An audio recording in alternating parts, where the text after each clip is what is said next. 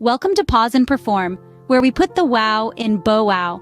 Today, we're diving into a topic that's important for every dog parent. We're talking about teaching your furry friend to be home alone. Yes, you heard it right. It's an essential skill for our canine companions, and it's equally important for us, their human counterparts. Leaving your dog alone at home may seem daunting. It's a process that requires patience, consistency, and a whole lot of love. But don't worry, we've got you covered. We're here to guide you through this journey, one paw at a time. Remember, teaching your dog to be comfortable when home alone is not an overnight process. It's a gradual transition that ensures your pet's well-being while helping you maintain a balanced lifestyle. So, buckle up for a fun and informative ride. In this video, we will go through a step-by-step process on how to teach your dog to be home alone. Before we start the training, it's essential to understand what separation anxiety in dogs is. Separation anxiety is a distressing emotional condition that affects a significant number of dogs, causing them to exhibit problematic behaviors when left alone. It's not a choice for them, but rather a response to a situation that they find extremely difficult. Dogs are pack animals after all, and being alone feels unnatural to them. So when their favorite human leaves the house, they might feel abandoned, leading to feelings of anxiety. This anxiety often manifests in behaviors such as excessive barking or howling, destructive chewing, and even attempts to escape. Some dogs may also show symptoms like pacing, panting, or whining. It's important to remember that these behaviors are not your dog being bad, but rather, they're signals that your dog is feeling scared and alone. Now here's the good news.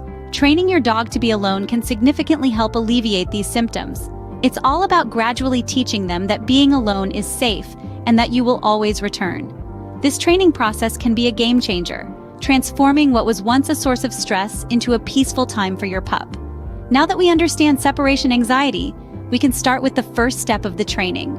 The first step in teaching your dog to be alone is starting with short absences.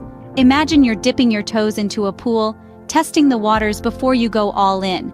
That's exactly what you're doing with your furry friend. Start with quick actions like stepping out to take the trash or going to another room.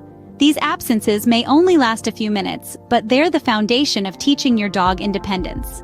Gradually, you'll want to increase the duration of your absences. Perhaps you could try a quick run to the store or a brief visit to a neighbor. Remember, this is a gradual process. It's essential to keep an eye out for any signs of distress from your dog. Excessive barking or destructive behavior can be clear signals that your dog isn't ready for longer absences yet. Remember, it's not a race. The goal is to make your dog comfortable with your absence. The next step is creating a safe space for your dog. Now, when we say safe space, we are referring to a place where your dog can feel secure and comfortable when left alone. This could be a specific room in your house or even a crate. The key is to make this space as inviting as possible for your dog. So how do we make this space inviting? First off, include familiar items. Your dog's favorite toys, blankets, or beds can add a sense of familiarity and comfort. If you're using a crate, consider adding a cover to help create a den-like atmosphere, which can be calming for many dogs. Next, make sure this space is free from potential hazards. Clear the area of any small objects your dog could swallow. Ensure there are no electrical cords within reach, and avoid leaving out any food that could spoil and make your dog sick. Additionally, sound can play a crucial role in creating a safe space. Some dogs find soft music or white noise soothing when they're alone.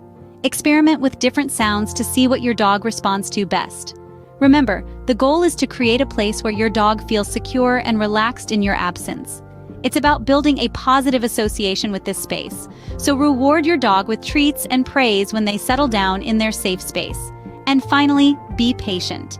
It might take some time for your dog to get used to this new routine, but with consistency and positive reinforcement, they will eventually feel at ease. A safe space can significantly help your dog feel secure when alone. The final step is learning to leave and return calmly. You may not realize it, but your actions when you leave or come home can have a significant impact on your dog's emotional state. Dramatic goodbyes and excited greetings might seem like expressions of love, but they can inadvertently create anxiety in your dog.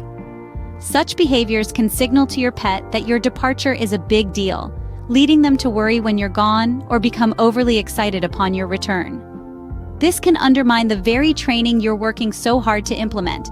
Instead, aim for calm and casual departures and arrivals.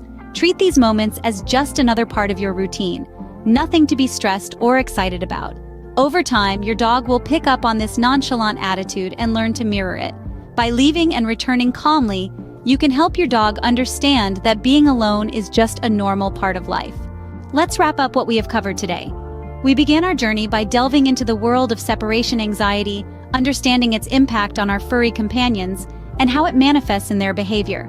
Remember, comprehending this anxiety is the first step in helping our dogs feel more comfortable when they're home alone. We then explored the importance of starting with short absences, gradually lengthening the time spent away to help our dogs adjust to solitude. This method is all about easing them into the process, rather than throwing them into the deep end. Creating a safe space came next, a haven where our dogs can feel secure and relaxed. This could be a particular room, a cozy corner, or even a crate if your dog is comfortable with it. Finally, we discussed the crucial aspect of leaving and returning calmly to avoid triggering anxiety in our dogs. It's about making departures and arrivals non-events. Thank you for tuning in to Pause and Perform. Don't forget to like, share, and subscribe for more tips on keeping your four-legged friend happy and healthy.